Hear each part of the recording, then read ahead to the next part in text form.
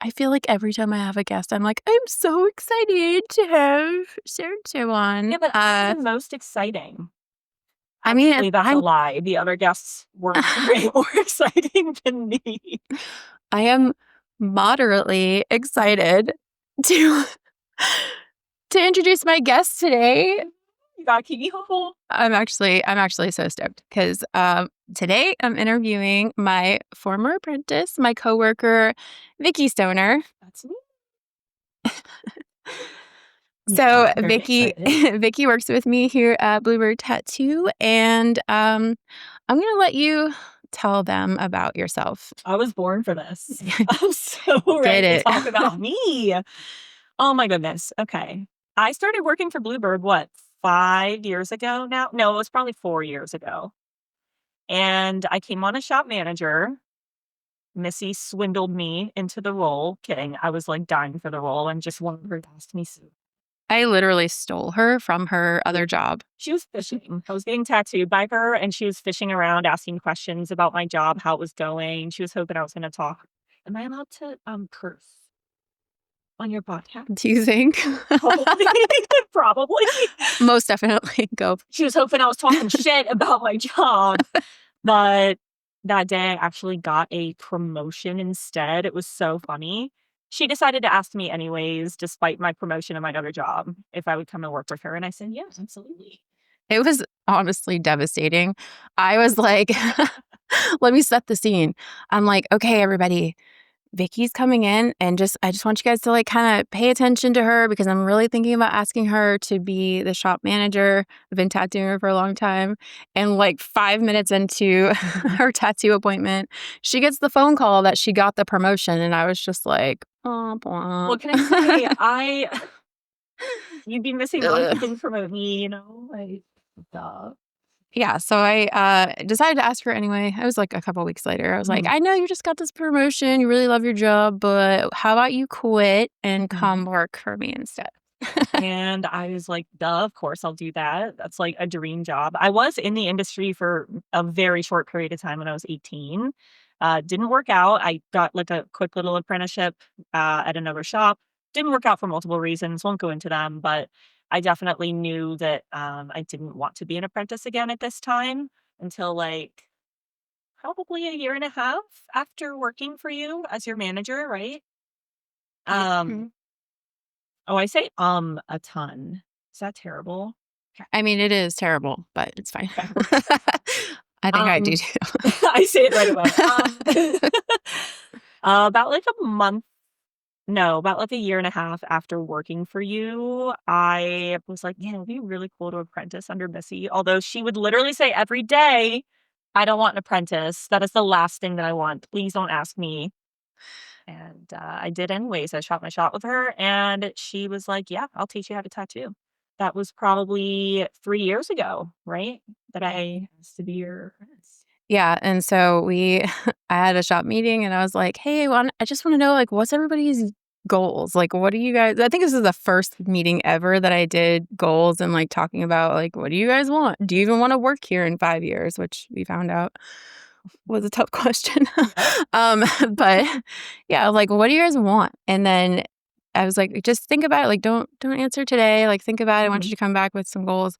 And a couple days later, I don't even know if it was a couple days later. It was the same day.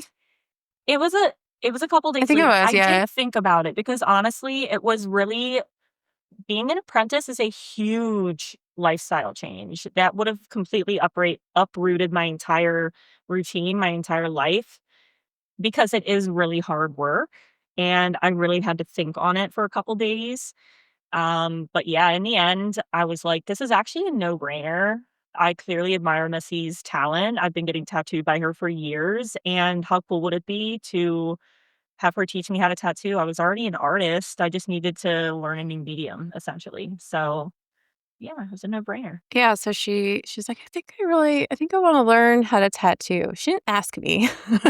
she she was just like, I think I'm gonna learn how to tattoo. I think I really do want that. And I was like, God damn it. All right. Well, I guess I'll teach you because like, what am I gonna let her leave? No. She was like the best fucking shop manager ever. And I was really bummed that I wasn't gonna have her as a shop manager anymore, but if she brought that energy to tattooing, I was excited to work with her as a, coworker as a tattoo artist. So I was like, "Fine, alright." So we did. So we started your apprenticeship, I think, pretty soon after that, Yeah. and then, And it's yeah. been all downhill from there. No, I'm kidding. It's been so fun. This has been the best few years of my life ever. Like, incredible. But yeah, you asked me about me, and that's basically my life. So I decided to just talk about that instead. Well, I'm so excited that you wanted to do this. I was a little worried that you're gonna be like, "Ew, no, I don't wanna be on your stupid Why the podcast." hell? I love talking. Well, I'm the talker of the shop. Put me in. Love it.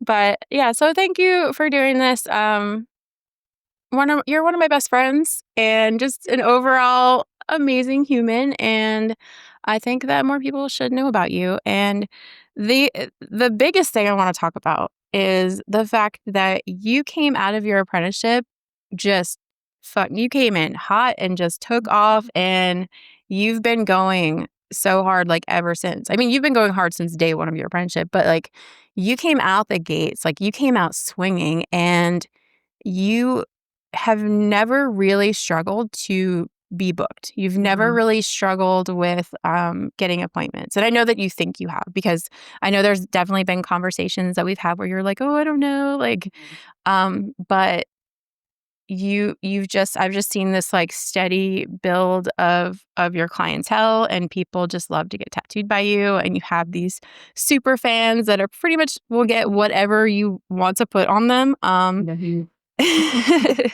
so I wanted to talk about that and how you came about, like, discovering your style. So and I the conversation we had a conversation this morning, so I'm gonna switch up my plan and talk about what we talked about earlier, but, Okay. as far as, like, your unique style, so Vicky does these really cool, black and gray realism, like, cartoony color mashup tattoos, Mhm. and she, like, blew up on TikTok with them, and people love them. She gets to do all of these original, wanna-dos all the Mhm. time. You have at least 1 a week, a couple Mhm. a week usually. Yeah. So, how did you come to discover this style? How did you come up with that? I was a realism artist before even getting into tattooing. I've always been very good at being able to replicate a photo, which is very cool and is an art in itself. But I also wanted to challenge myself a little bit. I am not one to stay stagnant and stay in one place. So, always looking for the next thing, the next cool thing. And I figured bringing in the complete opposite of that would be a really cool kind of juxtaposition between the realism and the cartoony. I just felt like it would stand out really well. And this whole idea of genre mashing has been kind of coming up a little bit the past few years, and I wanted to do my own version of it. I thought it was super cool. So I took something that I'm already really good at and started to try and incorporate something that will challenge me and put it into one. I also wanna point out that Mhm. when she started her apprenticeship, she only drew realism. Like, Mhm. she did pencil or, like, charcoal, right? It was kind of, yeah, just graphite. I didn't even do Oh, charcoal. okay. So graphite, like, portraits and just realism stuff, and so I forced her to do color. I forced her Mhm. to do like, to actually draw stuff, and it wasn't something that she was very like, you were so uncomfortable with it Yeah. in the Yeah. beginning, but I mean, clearly, she can look at something and replicate it, but just drawing something on your own without trying to replicate something was a challenge, and, I think that she came into this thinking that she was gonna be a black and gray artist and do portraits, Mhm. and then I tricked her into liking color. Yeah, So well, the idea of doing portraits and tattoos, honestly, was a nightmare for me. I give props to anyone that can do realism portraits all day, every day. That scared the shit out of me. Thinking about actually tattooing that on someone, I was like, "Oh, I don't know," and not in, like, a good scary way, in a way that I was like, I wanna develop into something else. So, yeah, I love doing color now, it's fun. was there a certain point, like, with something that you designed where you're like, "Oh, this is gonna be the thing." Like, do you remember a certain, tattoo or design that you were just like, "Oh, this is it." Yes. I did a tattoo that was a realism mushroom. It was probably 6 months into my not 6 months into my apprenticeship. I had been tattooing for about 6 months. I did, like, 6 months of apprenticing on paper before that. But 6 months into tattooing, I did a realism mushroom with a cartoon snail on top, a cartoon spider, and then cartoon leaves at the bottom. And I was so happy with how it came out. I was so excited, and I posted it, and I was getting love from artists that I really look up to, and that was really a moment where I was like, "This is cool. I wanna keep doing this." Nice. I remember that tattoo. It came out fucking awesome. She's honestly, it's so hard to be someone who's been tattooing for 20 years and see someone come out the gate just doing great tattoos, and you're like, "What the fuck? Why aren't you fucking anything up? Why don't you have any bad tattoos?" Like, Oh what my the hell? god. It's annoying. No, but, were you ever afraid to just focus on one style? Because I know that's a thing that people really, that's like their biggest objection. Like, "I don't wanna focus on one style because I don't wanna get stuck doing just that one thing." Was there ever a point where you were afraid that you were gonna get stuck doing that, or, like, you didn't wanna completely let go and focus on the one thing?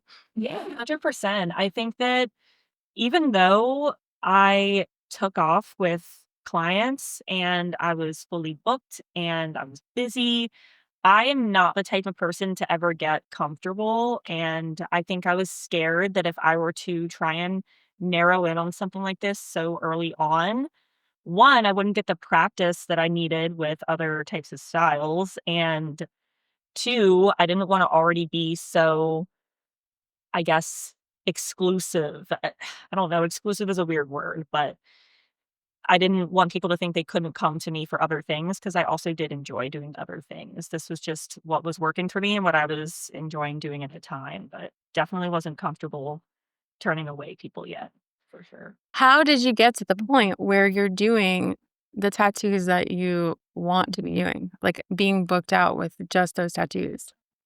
Because I would say it's very rare that you have something on your schedule that is not in alignment with, like, something you really wanna do. Yeah, actually, yeah, even the stuff that isn't a realism mashup, it's still something that I likely was able to pick, and something that I was excited to do. I busted my ass on social media. Like, I know that social media is so controversial nowadays, but it works so well. I When I started working for you, I didn't even know how to make a reel on Instagram. I didn't know what it was. I didn't know how it worked. I would maybe make a post on my personal page once a month, if that. And I had to learn real quick, having to advertise for the business as your manager, how to do those videos and how to promote. And I just transferred that into my tattoo career. I think also coming from being a manager in the corporate world, I was able to apply a lot of that business knowledge to myself and think of myself as a business that I'm advertising online. And I just took that, I ran with it, I was consistent, I posted all the time, and I figured out my target audience. You taught me all of this. Like, you literally taught me, how to find your target audience and how to market yourself and how to promote. And I did that and it worked. My videos did very well. And I was able to get to the point pretty early on where I could pick and choose which tattoos I wanted to do. So, when Vicky started out as an apprentice, like, switching from doing, like, the management stuff to apprenticing, um, I mean, I don't know that this was my idea or yours or whatever, Mhm. but, you really focused on your journey, and that's what we were talking about this morning. So, Yes. we, um we were really focused on, like, getting people invested in her. So a lot of the people that were, like, following her once she became an apprentice, like, and I officially announced her, like, "Hey, I'm gonna teach this girl how to tattoo." And Mhm. they already know her because they're coming into the shop and she's there as the shop manager. So now oops. So now it's, I'm gonna teach her how to tattoo, and then all of my clients are like, "Oh, that's so cool, like, this is your little, Mhm. your tattoo child." So they instantly are, like, invested in your story, but in order to keep them interested and keep them, like, cheering for you and invested in your journey, you posted your progress. So Mhm. you were posting, like, within reason because I was like, "Well, don't give away my whole apprenticeship." Yeah. But I almost did. I was on the road to even. but yeah, like, showing, like, here's what I'm working on, like, here's some, here's my latest flash page or whatever. You were always posting something, showing people how hard you were working for it, and that you were constantly doing that while you were also running the shop. So she was apprenticing while also running. So it's a tattoo shop at the time. There was piercing, there was also a gift shop, and she had to manage. How many vendors did we have? It was definitely at its busiest, probably around, like, 50, Yeah, I was but gonna it 36 is the number that's, like, popping into my brain, Yeah, that unfortunately. sounds right, yeah, so she had to coordinate with all of Mhm, these people to get their stuff in the shop and price it and mhm, all. It was so much work, and she's doing an entire apprenticeship on top of this, so, but just showing her journey of what she's working on, she just constantly was keeping people updated, and they were so invested and so, like, excited for her, and every step of the way, you know, like, seeing her progress, just people get really excited for that thing, and even now, you've been tattooing, has it been a year and a half I'm or in so? my 3rd year Of, like, tattooing. since you graduated? No, no, no, I graduated in February of last year, so, yeah, if you consider, like, Yeah, yeah. right when I graduated, it's been, like, about a year and a half. Yeah, so just in the year and a half, like, you're still growing, you're still learning, you're still progressing, and what we were talking about this morning is, she loves doing the realism mashups, but she's really looking to challenge herself and push herself outside of just that so she Mhm, can grow as an artist, which we all wanna do. And it's difficult when you do, like, get into this, like, niche where people know you for something. So, what we talked about this morning was getting people invested in your story again. So she did a really great job with that as an apprentice, and then it became like, here's what I do. Here's my tattoos, like, do the thing, show the thing, do the thing, show the thing. mhm, And now, not that we've lost that part of you, like the journey part, but mhm, I think we were talking this morning about leaning more into that so that when you yeah, do shift gears and you do want to change your style, or if you do want to head in a different direction, people are just happy to be along mhm. along the ride with you. So, have you thought about that? I know you were working all day today, but have you thought about how you're going to apply to that more? Yeah, and do you know what? I know it's the right decision to do something like that when I get so excited about it. Like, I just got a fire lit under my ass of, like, this is what I need to do. I'm not necessarily saying I want to completely stray away from realism mashups. I think they're so cool. I just really want to develop my style as an artist. And by that, I mean, when you're a realism artist, that is an art in itself. However, you are basically, most of the time, replicating a photo. And I'm not saying that's all there is to it. There's a lot that goes into these realism tattoos with composition and things, but you're basically replicating a photo. Super cool when it's done, but I want to be able to draw things from my mind. I think that is so admirable. And the artists that I really look up to, that's what they do.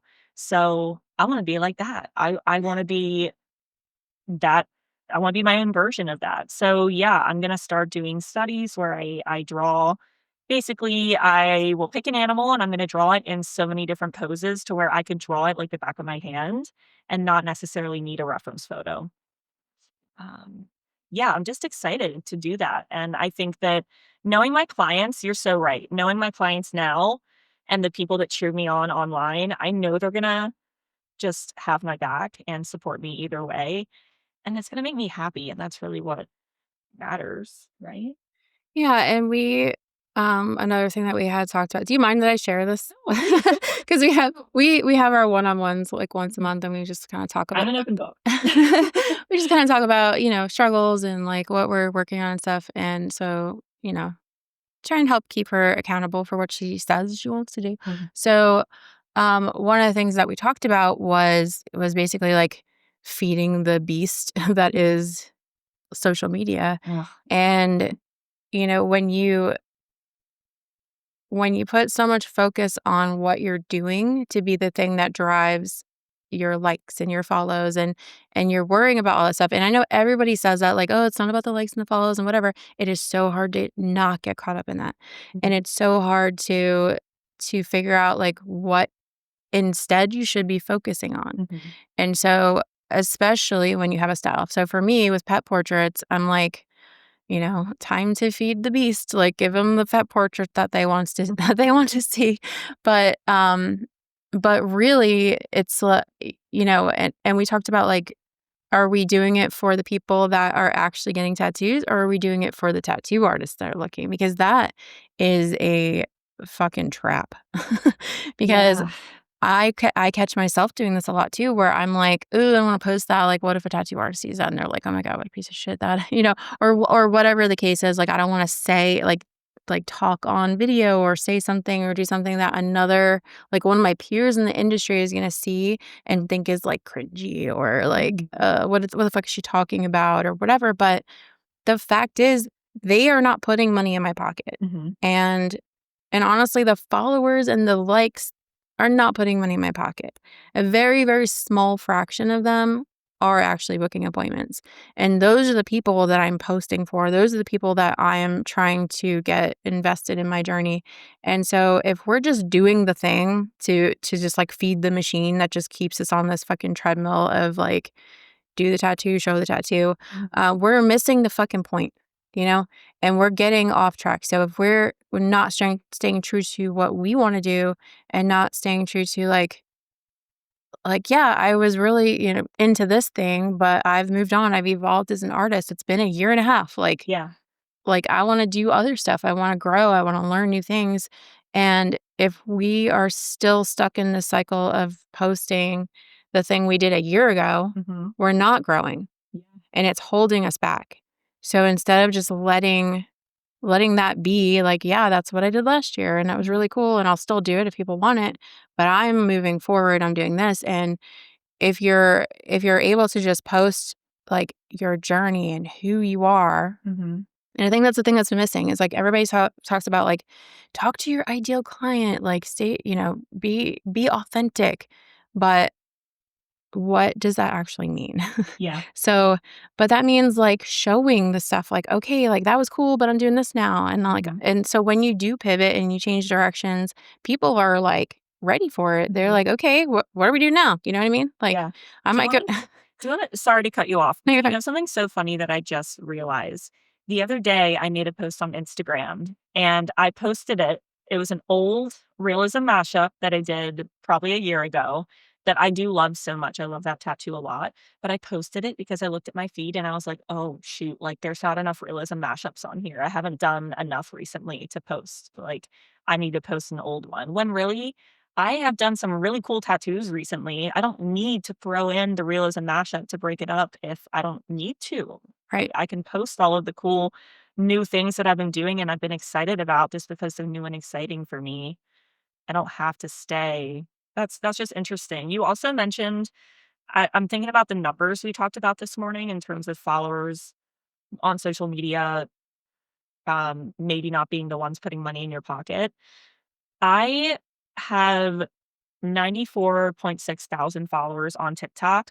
My last booking day, I got about 100 requests. Hmm. Like, just putting that into perspective of how many people are actually coming in. And a lot of those people didn't find me on TikTok. They're existing clients that found me since when I was an apprentice or in the last year or so through Instagram or just coming into the shop, however it may be. So when you think of it that way, you should really be focusing on what's going to make you happy for sure.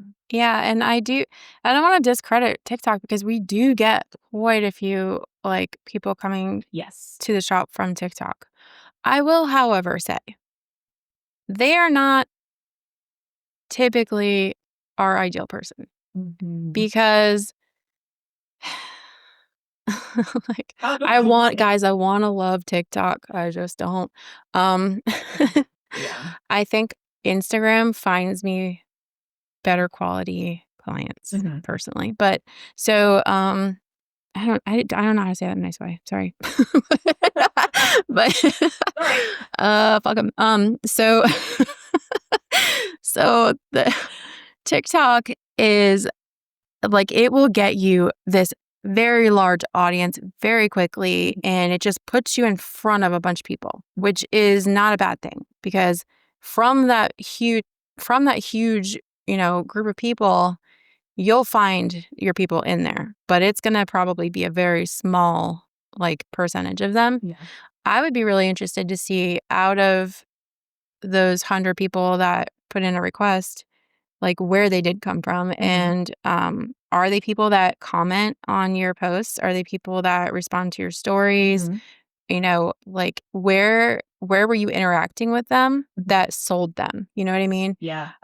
Something that I would actually like to do. I have a booking day coming up soon, and I might have to mark that down to remember. But Yeah. yeah, it would be really interesting to see like, okay, like I remember seeing this person responding to my stories all the time, or I see this person commenting on all my posts, or like we had this conversation about, what the fuck ever, you know what I Mhm. mean? And like because I without knowing the actual like stats on that, I'd be willing to bet you've had some kind of interaction with them that made them feel comfortable enough to book with you. Yeah. And, they probably weren't just like a silent stalker that all of a sudden decided to put in a request. Usually you have some kind of built up relationship with them. Um, I guess it's possible they would be silent stalkers and still Possibly. stalkers is so rough. I don't know. Too soon.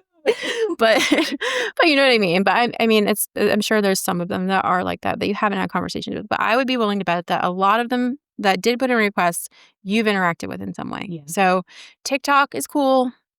I wouldn't put too much faith in it that Mhm. those, all those, 100 million, however many views you get on a video is bringing money in. Yeah. It's just really putting it out there to hopefully bring in some people. So, Mhm. but yeah, I hate TikTok. I don't It is the Wild West. TikTok is so good and so bad at the same time. It's, it's like high highs and low lows. like, depressing lows. My Yeah. last video got, like, 200 views on it, which some people would be like, "That's awesome," and I took yeah, not trying to sound like I'm grateful for those 200 views, but wow. Yeah, because one day you get, I think I have one that has like 180,000 views, Yeah. and literally the next day I'll get one that's like 3. 100. Yeah, like it's so low, and you're just like, All 3. you're like, they love me, and the next day you're like, everyone hates me. Oh, it's an emotional roller coaster. Oh man, but we have to do the thing because especially in our town, we have a tattoo shop 350 feet to our left, and we are soon to have one 400 feet to our right. We also have one 400 feet to the left. Oh, yeah. Another one. Yeah, 400 feet. We have, what is it? Well, I guess this will make 15 shops within a quarter mile of us. That is Yeah. And I crazy. forget, I looked up the population of Hanover, and I want to say, I can't remember off the top of my head, but it was actually way more than I expected. Um, but I don't know that it's enough to sustain this many tattoo shops. But the fact is, we we're not competing on street level. No. We're competing online Mhm. because A, we don't even have a sign. So um No one knows what unless they're we're coming in for a tattoo. yeah. I don't want people walking in. I did that. I lived that life. I just don't want it. But we're competing online. So we have to do the thing. So if we were a street shop, if we were just like counting on people to walk in, then it would be totally different. But Mhm. I don't care about these people. Whatever. Mhm. They're not my competition because they're not on my, you know what I mean? Like, but I mean, they're not in my space online. Like, I never see their posts online. I don't, Mhm. So, but anyway, I don't even remember where I was going with that. All right. Regroup. But uh, it's past my med time. Where did we start here? Once Where's upon a Charlie time. Day to fucking point us a map?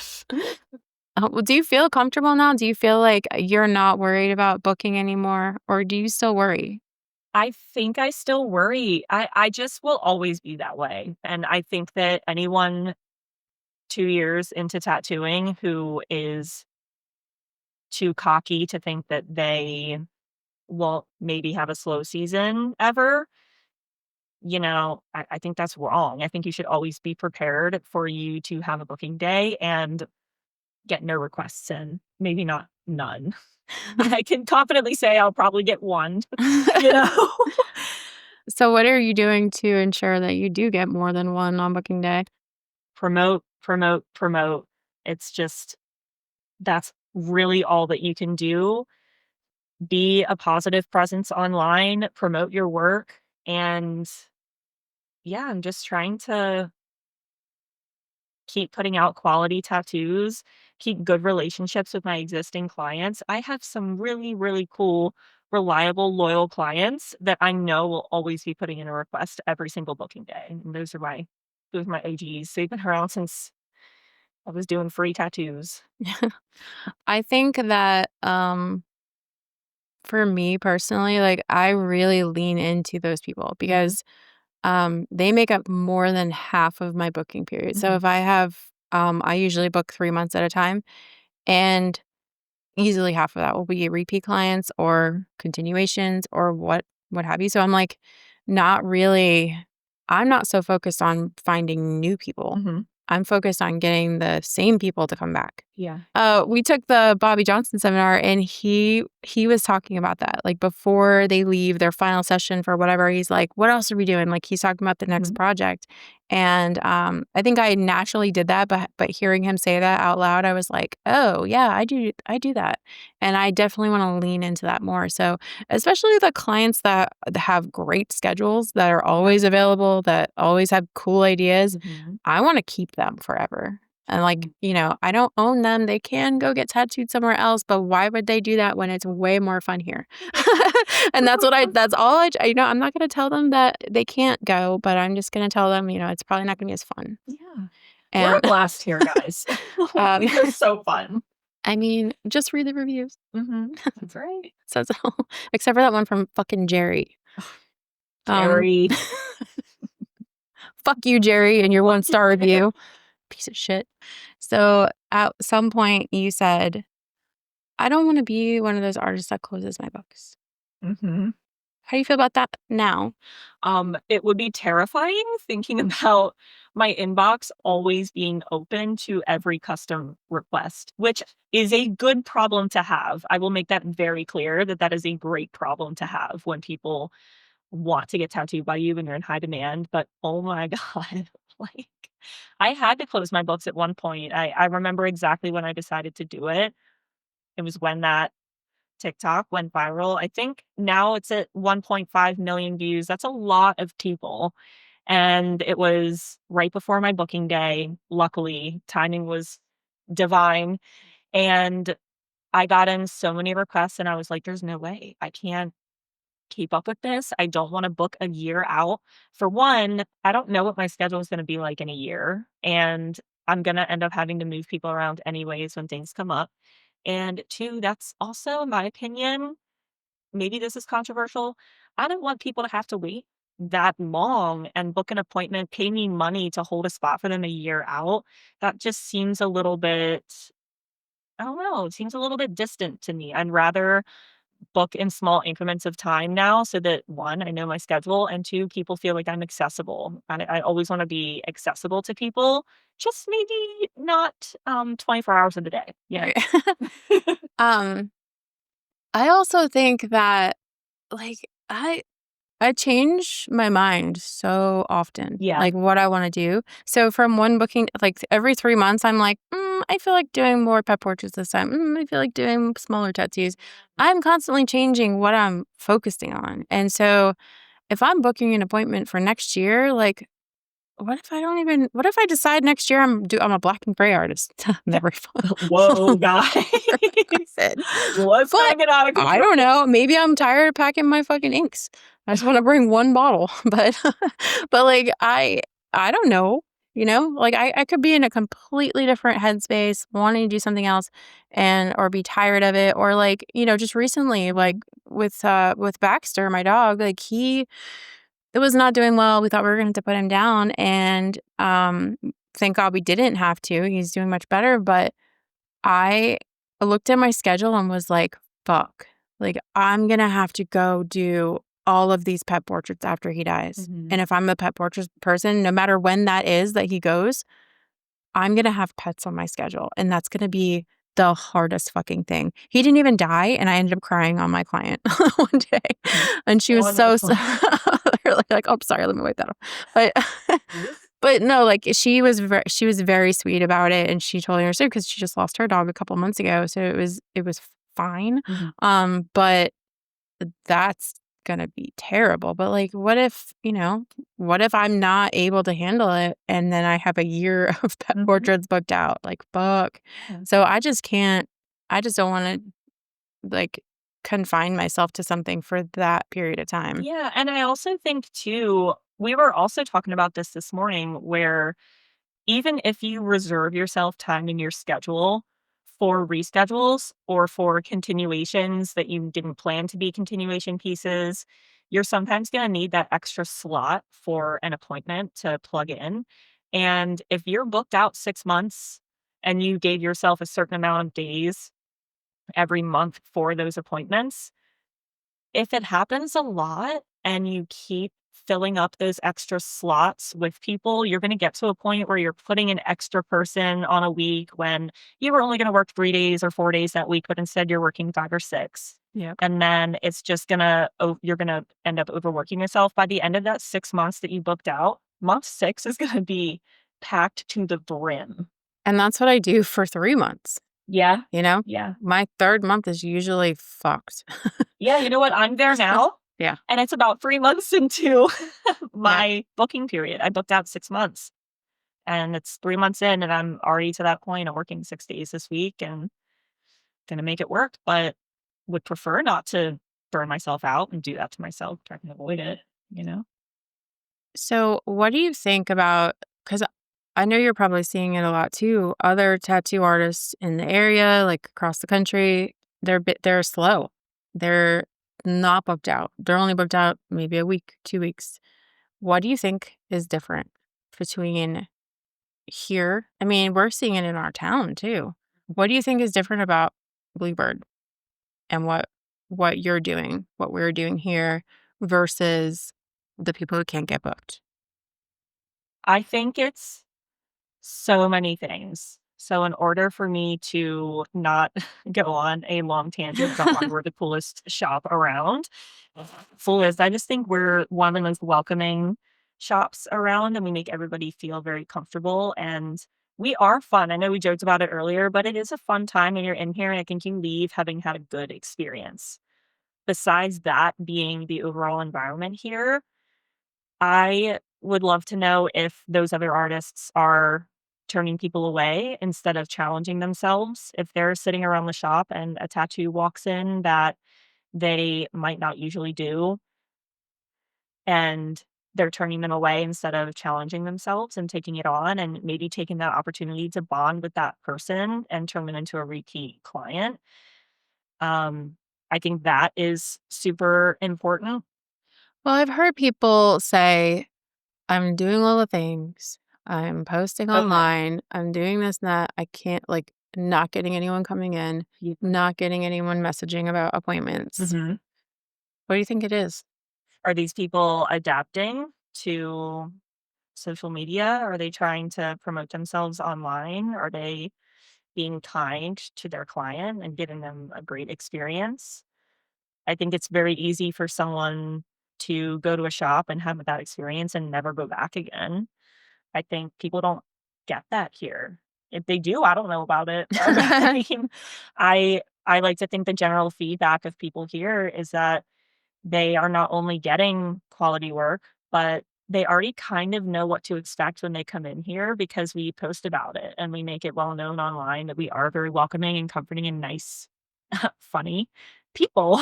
So, yeah, I think it you have to put the client first in that aspect. There's so many tattoo artists around now. If you're not giving your client a good experience, they can easily walk 300 feet away and, get a I tattoo would elsewhere. I would even argue that you don't have to be the best tattoo artist. Yeah. You Yeah. you can do mediocre, Mhm. like, in some cases, bad work Mhm. and be booked because people love you. Yeah. And I've seen that, going on 21 years, I've seen this where it's like, how the fuck is this guy still in business? Mhm. And because he brings the mood and like Mhm. people are invested in him and people are super connected with them. And I think that's a really valid point. Yeah. You can just walk down the street and go somewhere else where someone's Seriously. not going to be a dick to you. Mhm. And it's really starting to phase out that type of tattoo shop.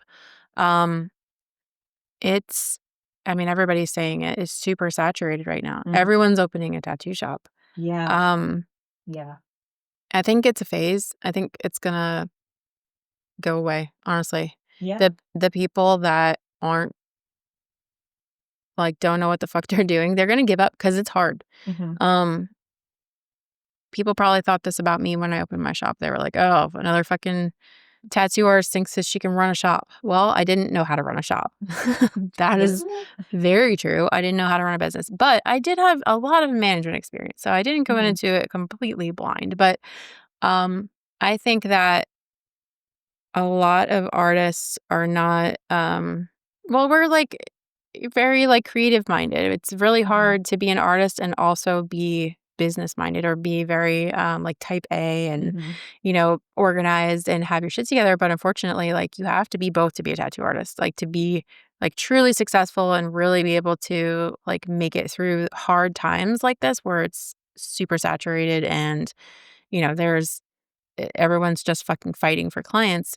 If you're not also the type of person that has your shit together, like you double book somebody, you fucking cancel, reschedule, whatever, fuck up your bookings, or you leave them on red and you don't respond, don't reach back out, don't get a deposit, like whatever, like breakdown in your system because you are a flaky artist, like Mhm. they're gonna go somewhere else where someone does have their shit together. Yeah. So I really think that this is gonna fade away and it's Yeah. gonna go back to normal. And I remember seeing something recently about this exact thing. I forget who it was talking. It was some old guy, like old tattooer. So he's talking about he's seen this. He's seen it from like the beginning of fucking tattooing in Mhm. this country where it's like, you know, at this time there was like a huge like rise of people getting tattooed and people becoming tattoo artists and then it drops off again and it's just like this constant wave and the people who are in it truly for the art and they can like fight through it because they love it, Mhm. they're the ones that are going to survive it and I think everyone else is going to fall off. Yeah. And I've recently been feeling like there are like different types of tattooers. So there's like hobbyists, Mhm. people who are like, "Oh, it'd be really cool to like do some tattoos because I like art." Um like the same way there's like people who paint for a Mhm. hobby and you might sell a couple things online and then there's painters who like it is their career. They're career painters. They do these amazing immaculate fucking paintings and they sell them for lots and lots of money. You know, it's two different worlds. Mhm. And I think that there's a ton of tattoo artists right now that are hobbyists and they just think it's cool and they're just going to make a buck doing it and Yeah, they're just money they're not focused. gonna fucking last Yeah. because, if you wouldn't do this for free, Mhm. you shouldn't be doing this. Mhm. You know what I mean? If I won $1,000,000 today, I'd probably still come to work tomorrow Mhm. and do that cover up. I Absolutely. would. I would still do Yeah. that because, I'm excited about it, but, like, that's the thing, or would they? Would the Right. hobbyists, they'd be like, "Oh, I'm gonna" I don't know, probably go get tattooed. That's what I would do with my $1,000,000. Yeah. Well, Can not after finally this afford past weekend. I'm good for a while. I would go to get myself knocked out and get a whole bodysuit, right? Yeah, there you go. Just kidding. I would not do that. No. But I also think, I mean, I would say I know you probably don't know who Tom Strom is, but I've been a huge fan, and he's quitting tattooing. Yes, okay, now I And it's shocking because you're just like, "Oh my god, like, he is so good." Mhm, Like, what happened? And I think it is it's like that classic case of, "I'm doing the thing," but you're not really. mhm, You tried it, it didn't work one time, and then you quit, yeah, you know? And I think that you're like a, like, perfect example of this, where you just try, try, try, try, try. Like, you just keep at it, like, um, even if it doesn't work. Like, you just recently were like, "Okay, I'm gonna post every day mhm. until I hit" like, every day until I hit 100K. Is that what you said? 100,000 followers. Yeah, so, um, some of them flop. Yeah, they sure do. They sure do. Most of them flop, and then every once in a while you get one that does something, but you just keep going instead of just being like, "Well, it didn't work. I tried TikTok. It doesn't like, I'm too old for TikTok," Well, or yeah, and whatever, the more that you post and the more that you try, the more you increase your odds of one of those things working. Yeah. That's You're not gonna succeed at all if you don't try, if you don't do anything. Um, Yeah, I mean, honestly, like, at this point, if you're not doing social media and you're not promoting like that, mhm. you better be out on the street talking to every fucking body, Yeah, you know? handing out your business cards. And Talking to that guy at the party that wants to tell you all his ideas. as an introvert, I much prefer social media. Mhm, When I started tattooing, there was no, you know, posting on TikTok or Instagram. It didn't even exist. But um you had to talk to people in person, and it was the worst.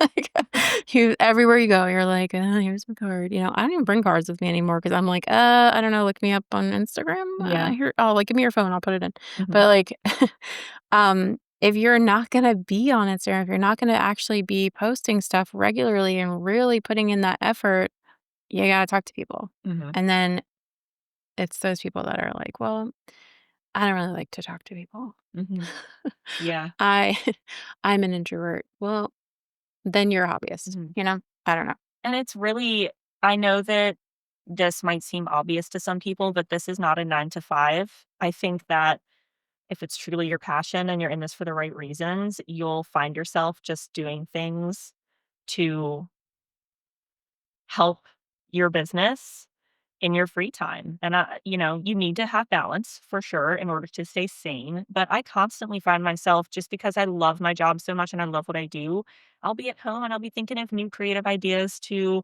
post a different kind of TikTok or how I can make this design even cooler. Or I'll be thinking about these things and wanting to do them outside of work. And if you treat it like a 9 to 5, come in and do your shit and then leave, it's not gonna be as, successful, I think, as you want it to be. I think, I've been trying to switch this in my mind too lately. It's another way of being creative. Yeah. Um, Especially when I love doing the funny videos with the shop. I don't feel like I could get away with them on my page, but, Why? I don't know. I'm just, like, funny in person, guys. I'm not funny online. How dare. But So, but like, just thinking of ideas and stuff, like, it's just another way of being creative, so if you can find a way to make it fun and make it not, like, this awful job you have to do, find a way to like it, you know what I mean? Like, whether you're gonna trick yourself into it or not, but, like, find some enjoyment in it because it's there. It's a creative outlet. You're just not used to it. I don't know. I think of it that way with editing. I have fallen in love with editing sometimes, not all the time, but I can get myself in that mindset where I'm like, "This is just another way to express my creativity and make this fun and funny for people and engaging." And it's fun. You gotta make it fun. Do you get most of your ideas from other videos, or are most of your ideas just original? Ooh, I definitely feel like I regurgitate a lot. Unfortunately, I think as long as you make it your own version of that video, that's what works sometimes if you're keeping up with the trends. But I there are a lot of videos that I post from my own brain too. But yeah, it's kind of 50-50. Just curious. I never asked you that before. I don't know if that was a good answer or not, but yeah. Well, I like have mixed feelings about it because I'll be sending Katrina, our social media manager. I'll be sending her ideas. I'm like, oh, this would be so funny as a tattoo, and then I'm like, why don't I ever have original? I mean, I do have original ideas, but they Yeah. never are usually Yeah. they never work. Um, I don't want to say never. They usually don't work, Yeah. um, but yeah, I always like go back and forth. Like, should we be doing our own original stuff or just like copying? I don't know. Is anything new a new idea? It's tough to come up with a No, new what about idea nowadays. I wouldn't say that all of our stuff is regurgitated. yeah. I think we do have original ideas that we come up with, and I mean, we're creative minds. Of course, we're gonna have those, and it is what it is. Social media is a wild, wild place. And so you do all of your editing yourself. So how do you for my own my own, reference here, Mhm. how where do you do when do you do the editing? Like, how do you fucking get it done? I'm gonna hold your hand when I say this. On the toilet. Please don't hold my hand when you say that.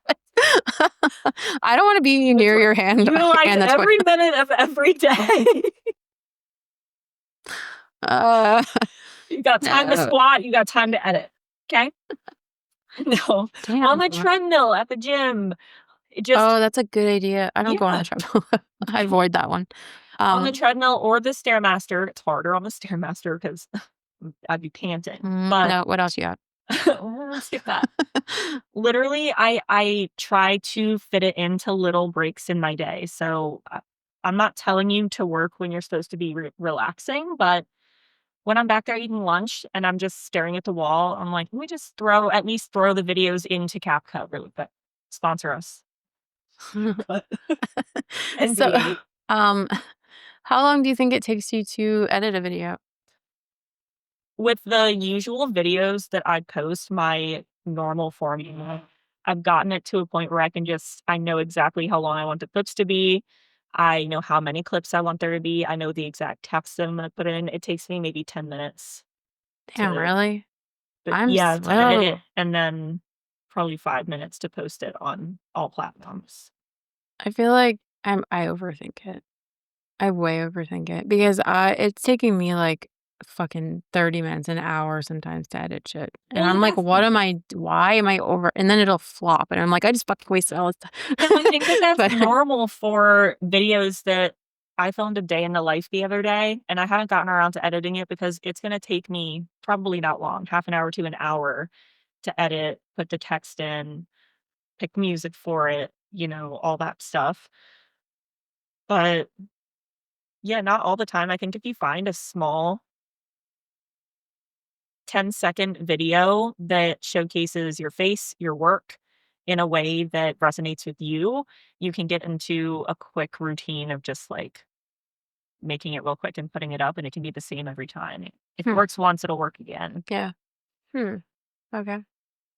Yeah, I don't know. I just need to get I need to just get over it and do it. But yeah. Yesterday I was like, I can't do it. I don't have enough time, but that's bullshit because I have time to sit there and fuck around and scroll. Mhm. So Yeah, I'm full exactly. of shit. The amount of time that I waste scrolling, I could get done 30 videos in the yeah. time that I spend scrolling. It's absolutely crazy. Yeah, I think I get really hung up on getting it perfect too. And I think the biggest thing about TikTok specifically is that they don't want perfection. They want that like raw video that is like barely it doesn't look Mhm. overproduced or whatever, you Thrown know? together. Yeah. Yeah. I see these lip syncing videos or whatever where they're barely even matching up That would drive me I insane. can't. I can't. I I know. can't. I know. I'll die. It No. would drive me insane if I posted a video and my lips weren't lining up exactly with the words. That would drive me bonkers. I don't know how these people do it. Have you ever watched a movie or something like on Netflix where the mouth doesn't match? Yeah. I watched an entire No, season. because I turn it off. Yes. I watched there's I don't even know what the fuck it's called, Rain or something like that. It was this like spooky show, like Excuse me. Post a popcorn. post-apocalyptic type movie, and I watched probably 6 episodes before I noticed that they weren't even speaking English. It was dubbed over like I don't know, it was like Dutch or something. So Why it's did it like take you so long to because notice? Were you I don't drawing? pay attention. I was drawing. Yeah. You're- So, Mhm. but the minute I noticed, I was like, no, because I'm already invested in the show. Like I am in it 6 episodes and I need to know how this ends and I can't fucking watch it. So I literally have to just not look at it. Yeah. Just like want to look at it, but it's Missy, by the way, is insane. the queen of drawing in the most random places. You think that I'm talking about working while you're on the toilet and that's bad. She literally will draw in any scenario, anywhere. What do you She's got mean? her iPad. Example. I literally caught you drawing at a wedding. At a wedding. Vicky, I am in therapy for this, okay? I'm trying. So cute. I did get busted at a wedding, and I blame Vicky because she saw her coming, and she should have told me. It is not my responsibility. I thought we were friends. Friends tell other friends when someone's coming and you're about to get in at their wedding. Listen, I Group. I made time in my schedule to be there. What more do you want from True, me? I true. had to The fact that you were there was fucking enough. draw for the next day. You're so right. I was really bad at planning ahead back then. Still am. No, you're better for sure. I do sometimes draw while I'm walking, which is weird. I know. Yeah, yeah. I don't know how you do that. My lines would be so shaky. I don't really know either. but I do I'll catch myself doing it. I'm like, what? I should probably sit. I don't know. You're gonna run into something one day. You just have a concussion. Never tattoo again. Jeez. I had a concussion once. I still tattooed. Oh, dangerous. How do those tattoos look? Have you seen them? No, but they were like, don't do anything where you have to like focus really hard or there's like bright lights or anything. I was like, yeah, okay, sure, I'll get right on that. My job. Right back to work the next day. Okay, so we talked recently about you maybe switching things up. What new styles do you think you see yourself doing? Okay. Hear me out. Buckle up, baby. I don't have a choice. You're in my headphones. You asked me to be here. Go. So it's not like I'm gonna answer the question. It's really not that crazy. I really want to do, as far as subject matter goes, animals doing people things. And I know that that sounds ridiculous, but I just picture so many cute little woodland creatures that are outside, like foraging for mushrooms or gardening or baking, doing really cute things, or just animals in general. I've always loved animals. I went to school and majored in biology for my first year of school, and because I wanted to be a zoologist. So I just really want to hone in on doing animals, and I'd love for them to be full color. It's wild. I know that's What? crazy. I think I'll probably always do mashups in some way, shape, or form. But for mashups, I love doing more so the metallic, ceramic, smooth surfaces. I think those are really cool. But for animals, I want to be doing full color with some cool backgrounds. I don't know. Just play around with it. We'll have to see. You guys will have to follow me on social media to keep up with my journey. So where do you want your career to go? Like what's your big goal? Like where, let's do this. What do you want, Vicky? Oh my God. That is such a loaded question. No, like, so, let's just do a year. Where do you wanna be next year? What do you wanna be doing? Not style-wise, but where do you, like, see your career? Do you wanna be, like, traveling? Do you want to, I want to be tattooing, not necessarily permanently yet, but this next coming year, I have a few trips planned to Colorado and I want to be tattooing at conventions, maybe do a few guest spots. I did my first guest spot this year and I'd love to do more just to meet more artists and learn from people that are outside my bubble, you know? Um, Colorado and the West, that area just speaks to me so much. I belong in the mountains. So, whatever that means for me, I'd love to explore that area a lot. And I am always going to be traveling, and I'm going to force you to come along with me and camp with me and make me camp food. guys, I am an excellent cook on a campfire. Just Yeah. saying. Not trying to brag. Last time we went camping, she was like, I think I want to make us some protein heavy dinner tonight over the campfire. And I was like, oh, how can I help? Like, hoping that she'd be like, no, I got it. And I was right. She was like, no, I got it. It's like, Um, "Please get the fuck away from me so I can cook." Sure, if you insist. We had to go heavy on the protein because we got, the workout in going up the wrong mountain, Yeah, so, you sure did. And that's a story. um so, Colorado, anywhere else that you wanna travel to? I really do wanna visit California. I don't wanna be there more than, like, a week, but I really wanna visit. There's so many national parks. I'm working on checking off my national parks list, and I only have 3 so far, but when you think about how long I've been doing this challenge, okay, I started it last year. 3 national parks in a year? Crazy, Is that crazy rate. are you saying that's good? It's good. Oh, Ri do do you think I it's feel bad? That's that how is incredible. Do you know how many are around us? 3. That's it. so why'd it take you a year then?